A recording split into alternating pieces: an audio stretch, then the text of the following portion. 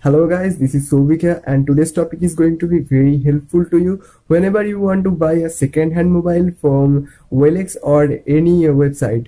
Sometimes you won't find any problem at the time you bought the mobile, but after a few days you might see a lots of problem with the phone. So how about you can fully test the phone before buying it?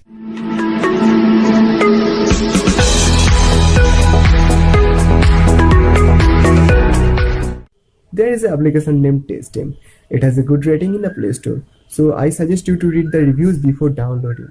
Actually, the application is quite bulky in size, but the concept is great and it works pretty well. After opening the application, you will see there are two types of tests. Number one is quick test and number two is fully test. Quick test basically tests some important parts of the hardware, but full test tests each and every part of your mobile. So I suggest you to do full test before buying any second-hand mobile. You can also make a report when the test will complete and post the screenshot when you sell the mobile. So this is my first face cam video and I am quite nervous in front of the camera. If you like the video and my face, hit the like button and don't forget to subscribe. So that's it for today and I'll see you in the next one.